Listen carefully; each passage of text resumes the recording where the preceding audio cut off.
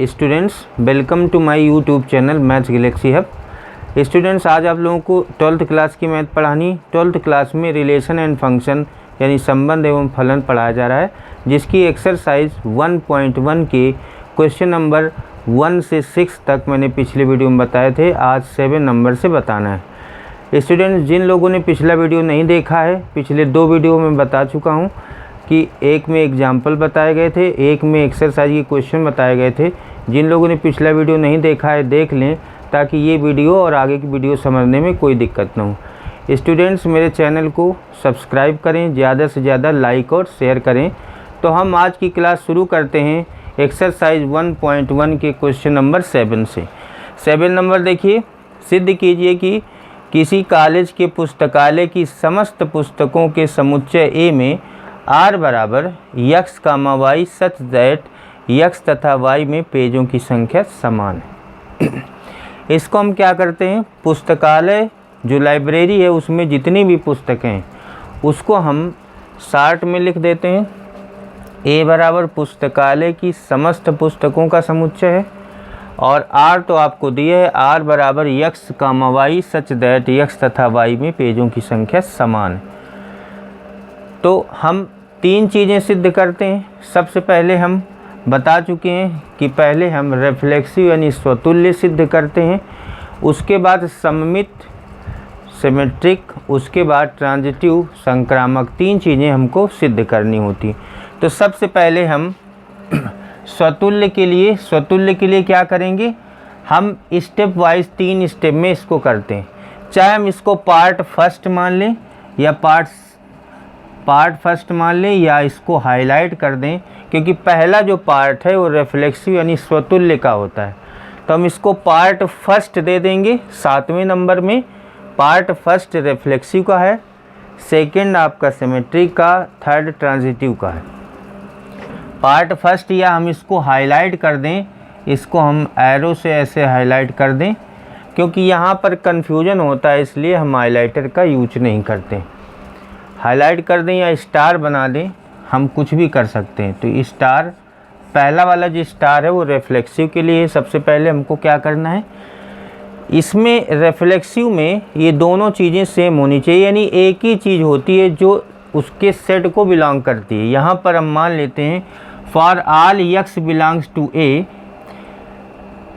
x belongs to a के लिए चूँकि x तथा x में पेजों की संख्या समान है। x बिलोंग्स टू a के लिए एक ही एलिमेंट है, तो x की जगह भी x होगा, y की जगह भी x होगा। x तथा x में पेजों की संख्या समान है। This implies x, x belongs to r, this implies r स्वतुल्य।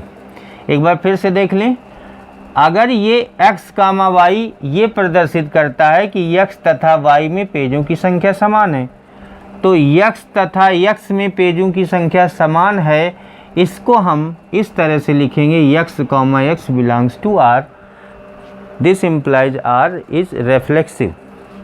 उसके बाद दूसरा स्टार हम सिमेट्रिक के लिए यानी सममित के लिए, इसमें क्या करना होता है, पहले बार स्वतुल्य में एक एलिमेंट, सममित में 2 एलिमेंट x और y, और संक्रामक में 3 एलिमेंट लेके चलते हैं। यहाँ पर लिखेंगे for x, y belongs to a। यहाँ x और y 2 एलिमेंट हैं वो जो x को बिलोंग करते हैं। तो इसका मतलब है, यहाँ से हम लिख के चलेंगे x, y belongs to r, this implies, ये क्या इम्प्लाइज करता है कि x तथा y में पेजों की संख्या समान है।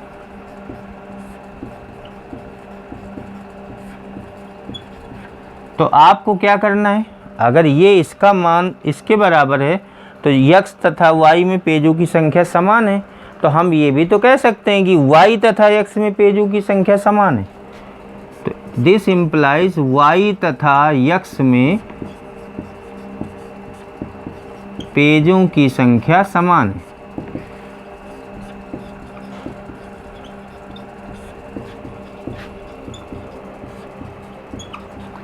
हमने क्या किया, इनको इंटरचेंज कर दिया। x तथा y में पेजों की संख्या समान है, इसका मतलब y तथा x में पेजों की संख्या समान है, दोनों का मीनिंग एक ही है। लेकिन अगर x तथा y में पेजों की संख्या समान है, ये बिलोंग करता है x comma y belongs to r, तो इसको हम क्या लिखेंगे, y comma x belongs to r। अगर x comma y belongs to r का अर्थ है x तथा y में पेजों की संख्या समान है, तो हमने इनको इंटरचेंज कर दिया, तो ये भी इंटरचेंज हो जाएंगे। यहाँ x कामा y था, यहाँ y कामा x। तो सिमेट्रिक में क्या होता है कि x कामा y लेके चलें तो y कामा x अगर आ जाए तो सिमेट्रिक है। तो दिस इम्प्लाइज R सममित है। दूसरी चीज़ सिद्ध हो गई। उसके बाद तीसरी चीज़ के लिए तीसरा स्टार, सबसे पहले 3 चीज़ें हम लेंगे, 3 element. x comma y comma z belongs to a के लिए क्या होगा, x comma y belongs to r तथा y comma z belongs to r implies x तथा y में पेजों की संख्या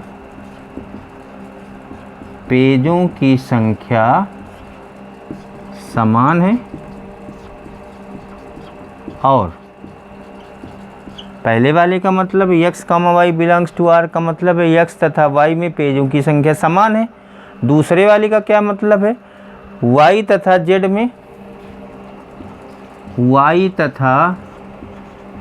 में पेजों की संख्या समान है।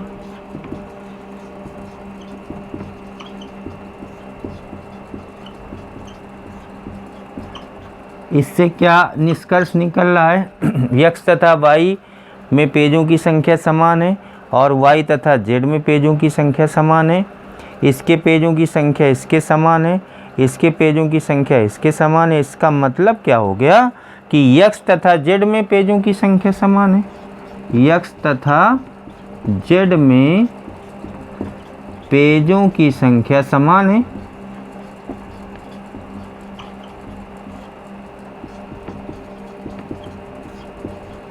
ये किसको इम्प्लाइज कर रहा है, this implies x comma z belongs to r।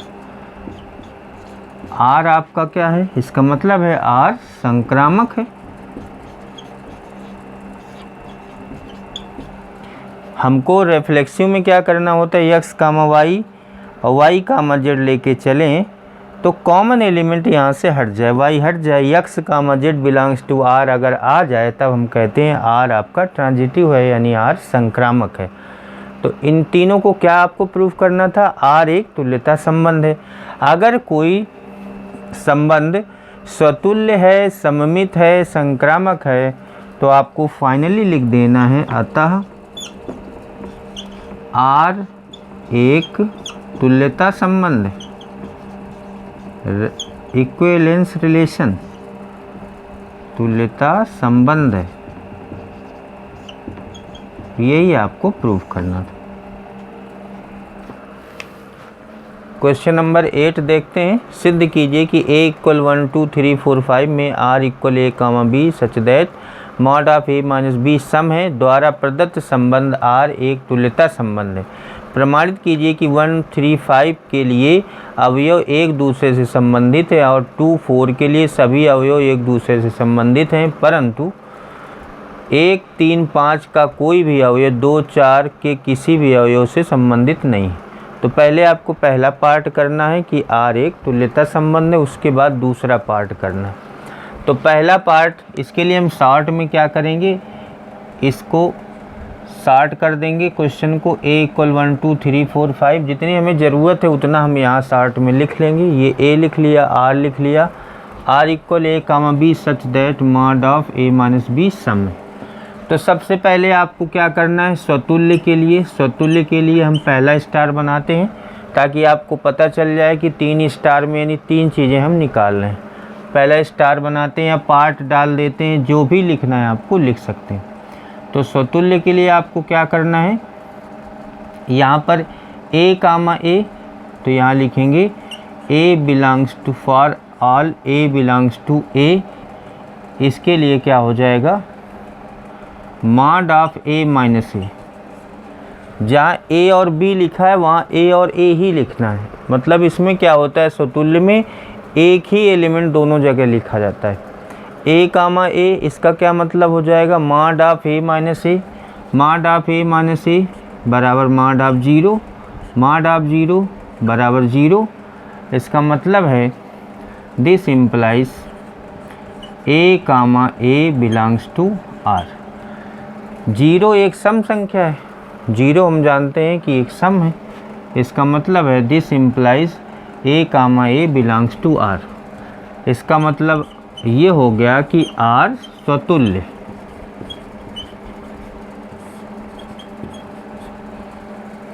उसके बाद हम दूसरा स्टार जो बनाते हैं वो सममित के लिए बनाते हैं। तो सममित के लिए क्या होता है, 2 एलिमेंट लेते हैं A comma B belongs to A के लिए। ए कामा बी या कोई हम नंबर उठा सकते हैं, या हम ऐसे समझ लें तो ऐसे लिख सकते हैं A comma B belongs to are.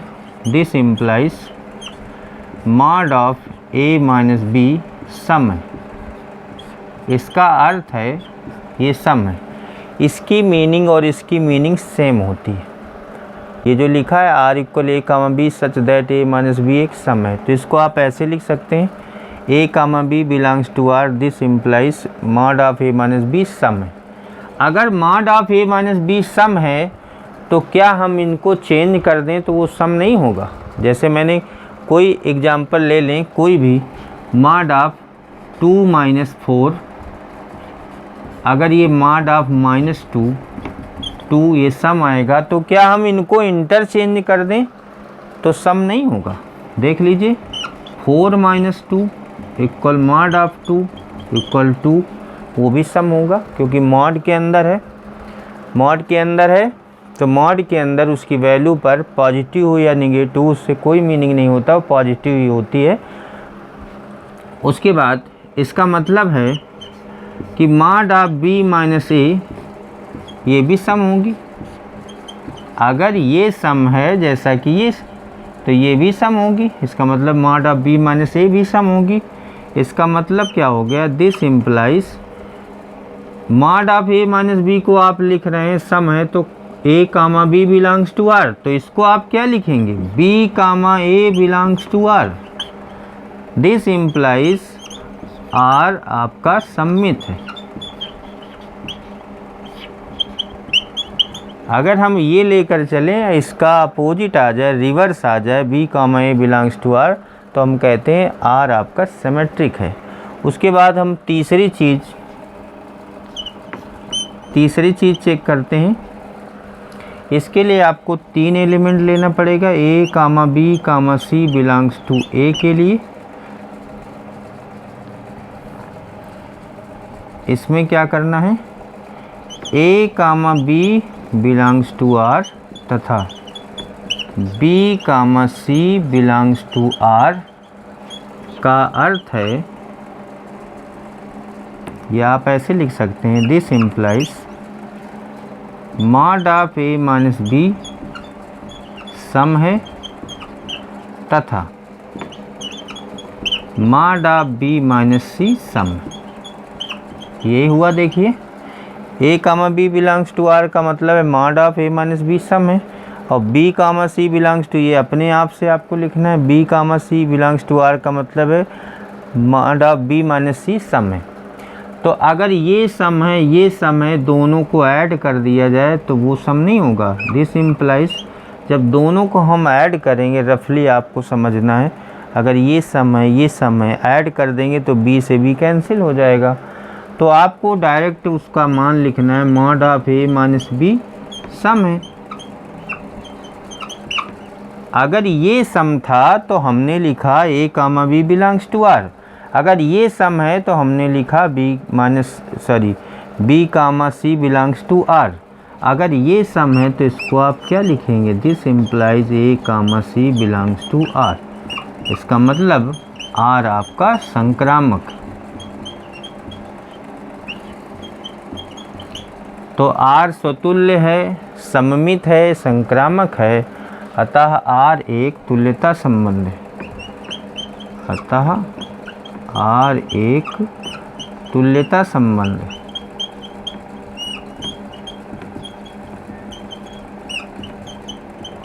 ये तो आपका फर्स्ट पार्ट था इसका। अब जरा सेकेंड पार्ट में आते हैं। 1, 3, 5 के सभी अवयव एक दूसरे से संबंधित हैं, ये आपको शो करना है। तो 1, 3, 5 में हम कोई भी अवयव 2 ले लें। अगर कोई भी 2 अवयव ले लें तो देखिए क्या होगा कि 3 माइनस, अगर इन दोनों को हम माइनस कर दें, इसके फार्मूले में अप्लाई कर दें, अगर ये A है ये B है तो mod of A minus B क्या होगा, सम आएगा। 1 में 3 माइनस करेंगे उसका मॉड लेंगे 2 आएगा। चाहे इन दोनों को ले लें चाहे इन दोनों को ले लें, वो सम ही आएगा। अगर विषम विषम का सेट है तो सम आएगा, इसका मतलब इसको फॉलो कर रहा है। अगर इसको फॉलो कर रहा है तो देखिए इसमें सभी अवयव एक दूसरे से संबंधित हैं। अगर फॉलो करता है सेट तो वो सभी अवयव एक दूसरे से संबंधित होंगे, क्योंकि 1 और 3 का डिफरेंस वो सम आएगा, 3 5 का भी सम आएगा, 5 1 का भी सम आएगा। किसी का भी निकालें सम ही आएगा। उसके बाद दूसरा देखते हैं 2 4, 2 4 का भी डिफरेंस सम ही आएगा, 4 2 का डिफरेंस भी सम आएगा, तो ये भी एक दूसरे से संबंधित होंगे। इसको फॉलो करना चाहिए, लेकिन उसमें ये लिखा है परंतु 1 3 5 का कोई भी अवयव 2 4 के किसी से संबंधित नहीं है। 1 3 5 का हम कोई एलिमेंट इसका एक ले लें एक इसका ले लें, अगर इनका हम डिफरेंस निकालेंगे, देखिए अगर हम एक विषम ले लें एक और एक सम ले लें तो इनका डिफरेंस विषम होगा। इसलिए इसका कोई भी अवयव इससे संबंधित नहीं होगा। तो आपको ये लिखना है कि 1 3 5 तथा सेट के अंदर लिखेंगे 1 3 5 तथा 2 4 के सभी अवयव एक दूसरे से संबंधित हैं, क्योंकि इनका डिफरेंस, इनका अंतर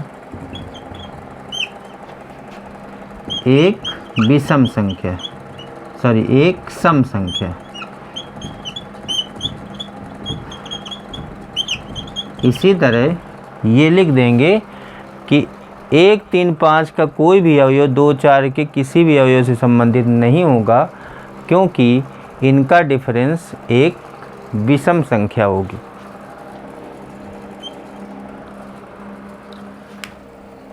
क्वेश्चन नंबर 9 देखिए, ये आपको A दिया गया है। A बराबर x belongs to z, x का मान 0 से 12 तक है। उसके बाद इसको आप ऐसे लिख सकते हैं, A इक्वल 0 से स्टार्ट करेंगे 12 तक लिखेंगे। उसके बाद फर्स्ट नंबर है R equal A comma B such that mod of A minus B 4 का एक गुणज है। तो पहले इसको एक तुल्यता संबंध सिद्ध करना है। तो स्वतुल्य के लिए आपको क्या करना होता है, A और B दोनों की जगह A ही लिखना होता है। तो mod of A minus A यहाँ पर आप लिख सकते हो for all A belongs to A, mod of A minus A equal mod of 0 बराबर 0, जो कि 4 का गुणज है। अगर 4 का गुणज है तो ये किसको इम्प्लाइज करेगा, this implies A comma A belongs to R। अगर A comma A belongs to R है, इसका मतलब है कि R आपका स्वतुल्य है। पहला सिद्ध हो जाएगा। उसके बाद दूसरे पॉइंट पर चलते हैं। A comma B belongs to R, this implies mod of A minus B 4 का गुणज।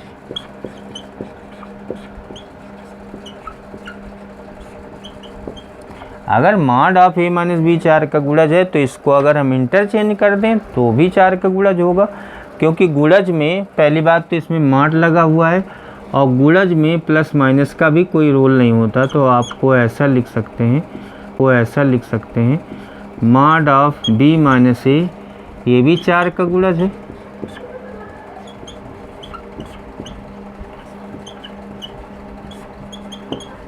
क्योंकि गुणज के लिए उसकी वैल्यू से मतलब होता है मॉड के अंदर जो भी वैल्यू होगी, अगर उसको हम इंटरचेंज कर दें a माइनस बी, कोई भी 2 मान उठा लें हम, जैसे a का मान 2 ले लें, b का मान हम 10 ले लें, तो 2 में और 10 माइनस करेंगे, 2 माइनस 10 का मॉड या -8 आ जाएगा, ये बराबर 8 होगा। तो 8 4 का गुणज है। उसके बाद अगर हम इसको इंटरचेंज कर दें, सपोज इंटरचेंज करेंगे तो ये आपका आ जाएगा 10 माइनस 2 मॉड ऑफ 8, ये भी 8 आएगा। तो इससे कोई इसमें फ़र्क नहीं पड़ेगा, ये भी 4 का गुणज था, ये भी 4 का गुणज रहेगा। तो अगर ये ऐसा होता है b माइनस ए 4 का एक गुणज है, तो ये किसको इम्प्लाइज करेगा? a comma B belongs to r का मतलब है mod of a minus B 4 का एक गुणज है, तो इसका मतलब है b comma a belongs to r, अतः r आपका सममित है, r आपका सममित है। तो स्वतुल्य सिद्ध हो गया, सममित सिद्ध हो गया। उसके बाद हम तीसरे स्टेप पर चलते हैं, संक्रामक पर। a comma B belongs to r तथा b comma C belongs to r, इसका मतलब है this implies mod of a minus B तथा mod of b minus C 4 के गुणज हैं।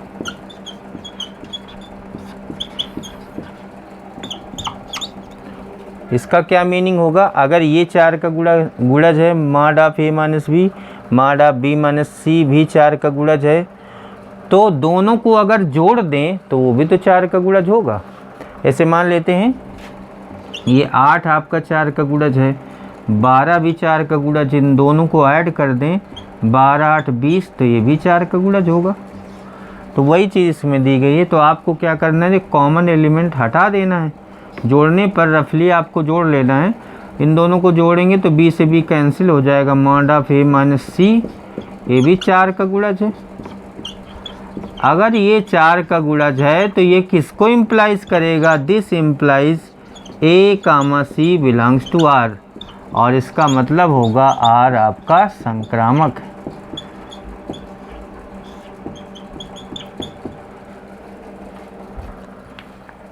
नाइन नंबर का सेकेंड पार्ट देखते हैं। ए तो दोनों के लिए सेम है, इसका सेकेंड पार्ट जो है उसके लिए आपको r बराबर दिया है a comma b such that a बराबर b।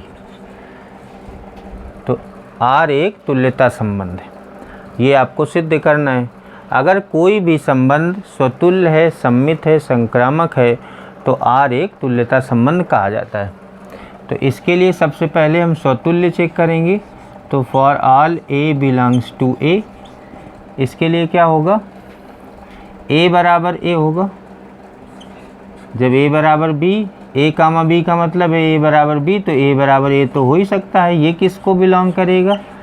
This implies a comma a belongs to r, इसका मतलब है r स्वतुल्य। पहली चीज़ हो गई। उसके बाद दूसरा स्टेप इसका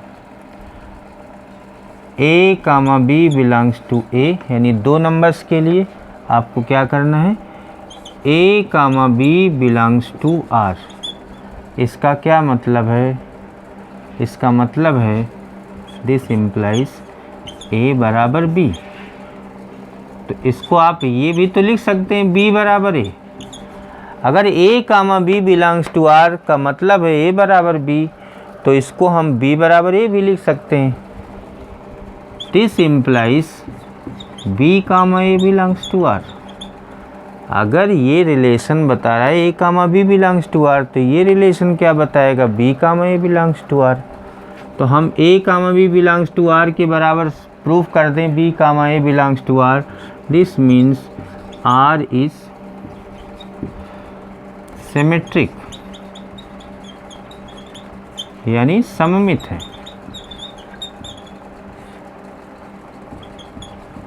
आर आपका सममित है। उसके बाद तीसरी चीज़, A comma B comma C belongs to A के लिए A comma B belongs to R तथा B comma C belongs to R. देखिए इसका क्या मतलब है, इसका मतलब है ए बराबर बी, तथा इसका क्या मतलब है B comma C belongs to R का बी बराबर सी। जब ए बराबर बी है, बी बराबर सी है, दिस इम्प्लाइज ए बराबर सी होगा, क्योंकि ए बी के बराबर, बी सी के बराबर, तो ए सी के बराबर हो सकता है। This implies A comma C belongs to R, और यही इसमें करना होता है। A comma B belongs to R, B comma C belongs to R को से आपको बी कॉमन एलिमेंट हटा के A comma C belongs to R लाना होता है। इसका मतलब है आर इज ट्रांजिटिव। तो ट्रांजिटिव का मतलब है संक्रामक, आर संक्रामक। अगर आर स्वतुल्य है, सममित है, संक्रामक है, अतः आर एक तुल्यता संबंध।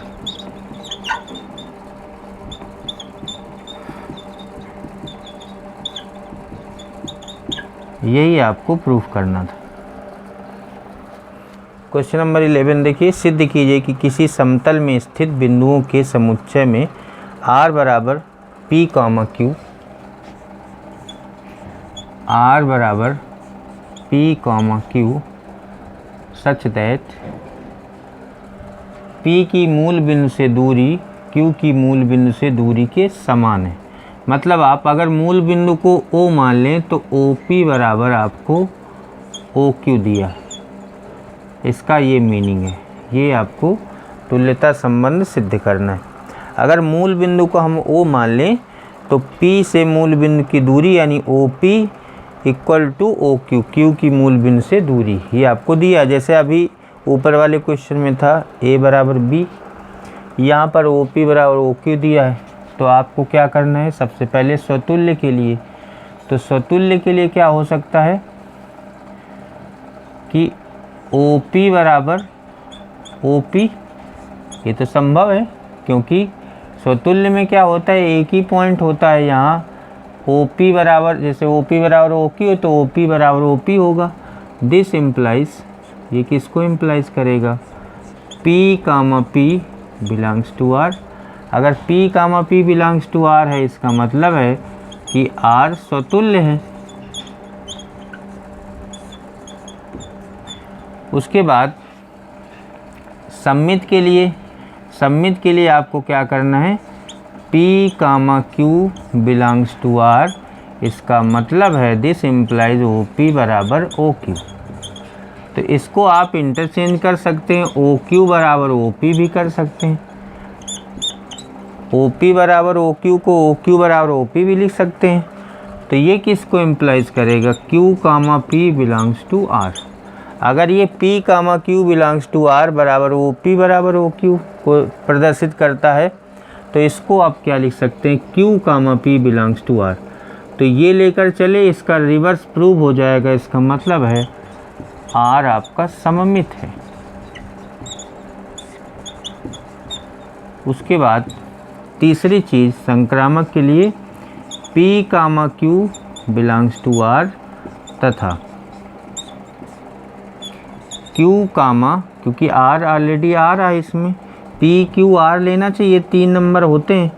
P comma Q belongs to R तथा Q कामा यस कर दें बिलोंग्स टू R। ये क्या इम्प्लाइज करते हैं, ये क्या सिद्ध करते हैं कि OP बराबर OQ और OQ बराबर OS। इसका मतलब है कि OP OQ के बराबर है, और इसका क्या मतलब है कि OQ OS के बराबर है। तो आपको क्या करना है, ये क्या प्रूफ करेगा, क्या निष्कर्ष निकालेगा, ये दोनों कॉमन, ये इसके बराबर, ये इसके बराबर, तो OP पहला तीसरे के बराबर होगा, OP OS के बराबर होगा। This implies P, S belongs to R। Common element ख़त्म हो जाएगा, P, S belongs to R। इसका मतलब R संक्रामक है, R स्वतुल्य भी है, सम्मित भी है, संक्रामक भी है। इसका मतलब है अतः R एक तुल्यता संबंध है।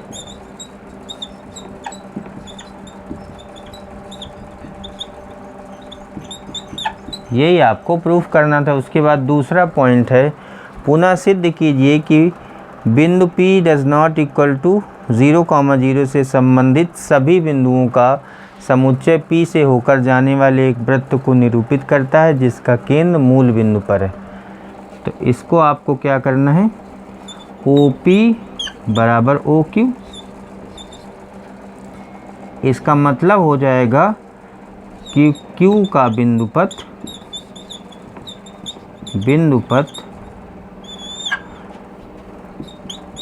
एक वृत्त होगा, वृत्त है जिसकी त्रिज्या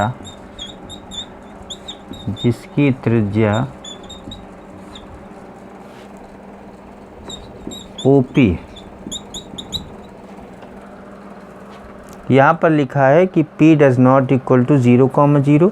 तो यहाँ जब OP बराबर OQ है तो हमने क्या किया, Q का बिंदुपथ एक वृत्त है जिसकी त्रिज्या OP है। तो इसका बिंदुपथ आपको निकालना था कि मतलब ये क्या प्रदर्शित कर रहा है, कौन सी आकृति बन रही है। तो एक वृत्त को निरूपित करता है, यही आपको सिद्ध करना है। क्वेश्चन नंबर 12 देखिए। 12 नंबर में सिद्ध कीजिए कि समस्त त्रिभुजों के समुच्चय A में R बराबर, ये आपको दिया गया है तो हमने A बराबर लिखा है समस्त त्रिभुजों का समुच्चय, R बराबर लिखा है T1, T2 such that T1 T2 के समरूप है। उसके बाद सेकेंड पार्ट में लिखा है भुजाओं 3, 4, 5 वाले समकोण त्रिभुज T1, 5, 12, 13 वाले समकोण त्रिभुज T2 और 6, 8, 10 वाले समकोण त्रिभुज T3 पर विचार कीजिए। T1, T2, T3 में कौन से त्रिभुज संबंधित है।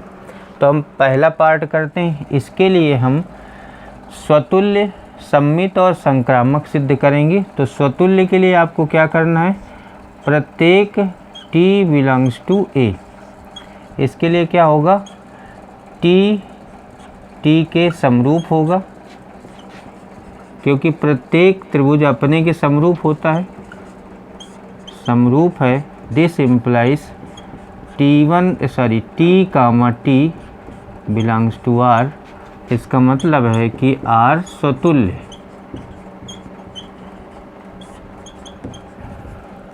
उसके बाद सम्मित के लिए आपको क्या करना है,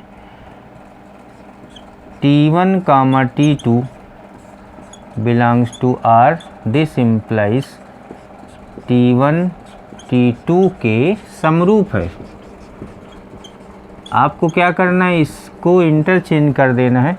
अगर T1 T2 के समरूप है, ये और ये सेम है, समरूप का मतलब जो देखने में एक जैसे हों, तो अगर समरूप हैं, सिमिलर हैं, तो सिमिलर में आप ये भी कह सकते हैं T2 T1 के समरूप है। अगर ये इसके समरूप है तो ये इसके भी समरूप होगा। तो आप क्या कहेंगे, this implies T2, T1 belongs to R। इसका मतलब है R आपका सममित है। उसके बाद संक्रामक के लिए क्या करना है, T1, T2 belongs to R तथा T2, T3 belongs to R। ये T2, T3, T1, T2 आपको दिया था, T2, T3 अपने आप से लिखना पड़ेगा। दिस इम्प्लाइज T1 T2 के समरूप है तथा T2 T3 के समरूप है।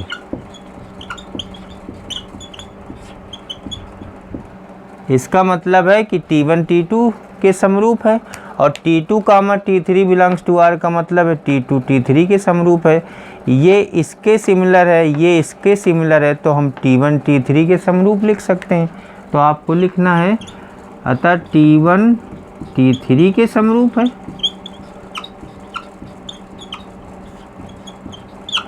ये इसके सिमिलर है, ये इसके सिमिलर है, तो ये इसके सिमिलर होगा, सभी एक जैसे हैं। इसका मतलब है T1 T3 belongs to R, अतः R आपका संक्रामक।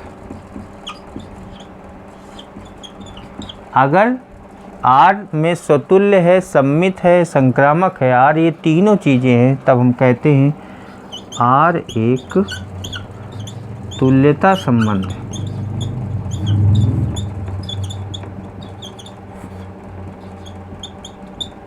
ये पहला पार्ट हो गया। दूसरे पार्ट पर चलते हैं। पहले वाले त्रिभुज की भुजाएं 3, 4, 5 दी गई हैं। T1 की भुजाएं 3, 4, 5। T2 की भुजाएं दी गई हैं 5, 12, 13। T3 की भुजाएं दी गई हैं 6, 8, 10। इसमें समरूप त्रिभुज आपको वो पेयर छांटना है जो समरूप त्रिभुज है। ये भी समकोण है, ये भी समकोण है, ये भी समकोण है। इनमें समरूप कौन है वो आपको चेक करना है। तो समरूप के लिए आपको क्या करना है, इनका रेशियो, आपको जिन त्रिभुजों की भुजाओं का रेशियो बराबर है, देखिए T1 T3 में 3/6 हो जाएगा, 3/6 इक्वल 1/2 आएगा। फिर दूसरी भुजाओं का रेशियो देख लीजिए 4/8, ये भी 1/2 आएगा। फिर तीसरी भुजाओं का रेशियो देख लीजिए 5/10, ये भी 1/2 आएगा। तो इनका रेशियो बराबर आ रहा है भुजाओं का। अगर भुजाओं का अनुपात बराबर होता है तो हम कह सकते हैं कि वो संगत त्रिभुज समरूप होते हैं। अतः T1 T3 के समरूप है, T1 T3 से संबंधित है।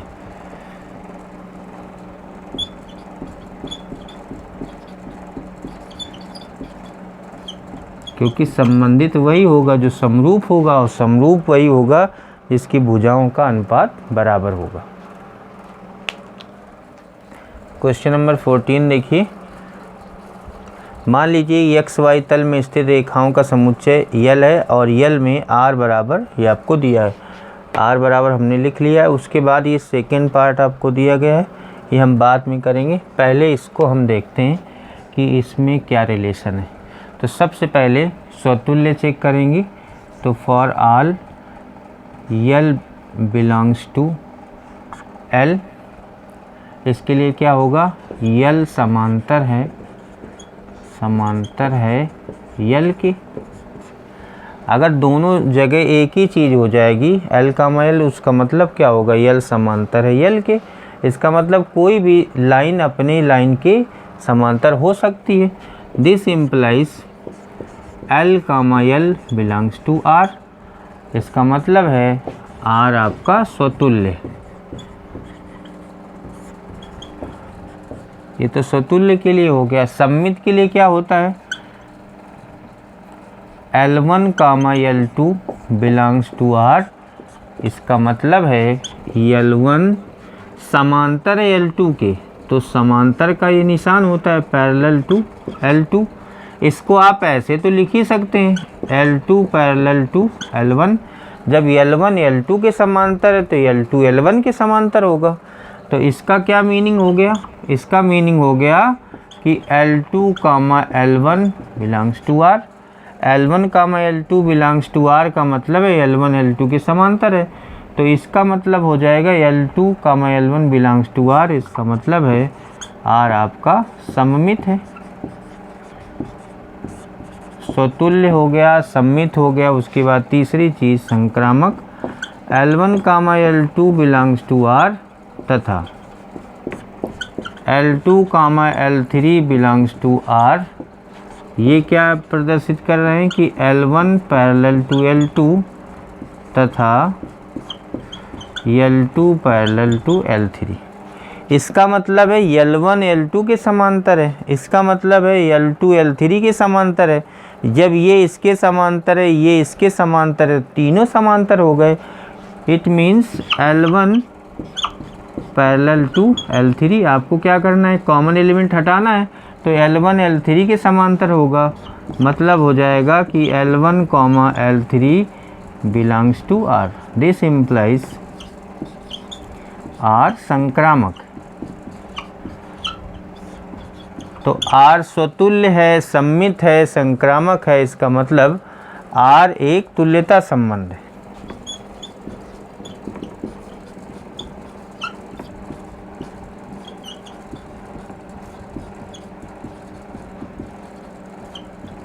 R एक तुल्यता संबंध है। उसके बाद दूसरा पार्ट है y बराबर 2x + 4 से संबंधित समस्त रेखाओं का समुच्चय ज्ञात कीजिए। तो समुच्चय के लिए L बराबर यहाँ पर लिखेंगे y = 2x। जहाँ 4 लिखा है यहाँ पर कोई भी कांस्टेंट वैल्यू आएगी, यहाँ तो 2x ही आएगा। प्रवणता सेम रहती है, यहाँ पर लैम्डा हम मान सकते हैं, तो लैम्डा अचर राशि। तो हम अगर इसके समांतर रेखा का समीकरण निकालेंगे तो y बराबर 2x + लैम्डा होगा। तो अगर इसको समुच्चय के रूप में लिखना है तो L बराबर curly bracket y = 2x + lambda, lambda अचर है। ये आपका सेट फॉर्म हो जाएगा। और अगर लाइन के फॉर्म में लिखना है तो ये हो जाएगा y = 2x + लैम्डा, केवल ऐसे लिखना। तो इसका समुच्चय ज्ञात करना था, ये दूसरा पार्ट हो जाएगा। उसके बाद 15 नंबर देखते हैं। 15 नंबर में ये ऑब्जेक्टिव टाइप का क्वेश्चन है। इसमें आपको बताना है कि कौन सा ऑप्शन सही है। मान लीजिए कि समुच्चय 1 2 3 4 में R बराबर ये दिया गया है, रिलेशन दिया है, कोई दिक्कत नहीं। तो जब रिलेशन दिया है तो इसमें आपको चेक करना है कि स्वतुल्य है, सममित है, संक्रामक, कौन सी चीज़ है। तो सबसे पहले 1, 1 है तो 1, 1 इसमें R में होना चाहिए। 2, 2, 3, 3, 4, 4। यहाँ पर आपको देखना है 1, 1, 2, 2, 3, 3, 4, 4। ये R को बिलोंग कर रहे हैं, क्योंकि स्वतुल्य के लिए क्या होता है, ये दोनों एलिमेंट सेम होना चाहिए। अगर यहाँ पर 1 2 3 4 है तो 1 1 होना चाहिए, 2 2 होना चाहिए R में, 3 3 होना चाहिए, 4 4 होना चाहिए। ये R को बिलोंग कर रहे हैं कि नहीं, देख लीजिए। 1 1 है, 2 2 है, 3 3 है, 4 4 है। अगर ऐसा है तो आपको लिख देना है दिस इम्प्लाइज R स्वतुल्य है। R आपका स्वतुल्य हो जाएगा। ये पहला पार्ट हो गया। दूसरा पार्ट सममित देख लेते हैं।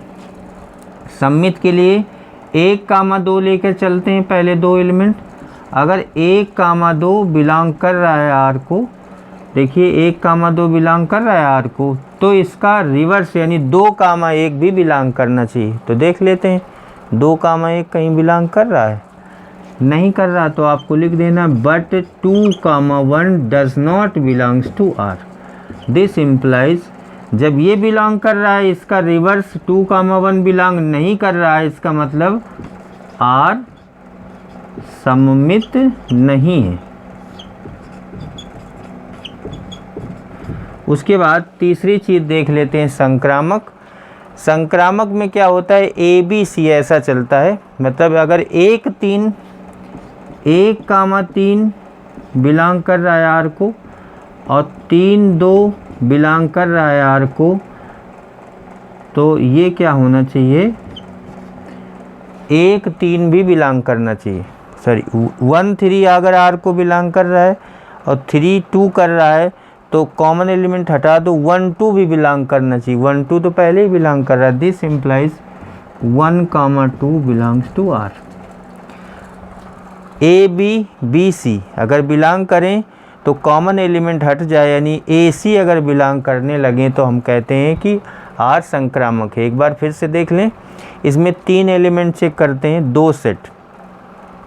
इसमें क्या करना है आपको, जैसे हमने 1, 3 लिया, 1, 3 लिया, फिर ऐसा एलिमेंट लेना है जिसका पहला एलिमेंट 3, ऐसा सेट लेना है जिसका पहला एलिमेंट 3, 1 3 लिया तो 3 वाला देखते हैं 3 2, तो 1 3 R को बिलोंग कर रहा है, 3 2 कर रहा है, तो ऐसा आपको चेक करना है कि क्या 1 2 भी बिलोंग कर रहा है।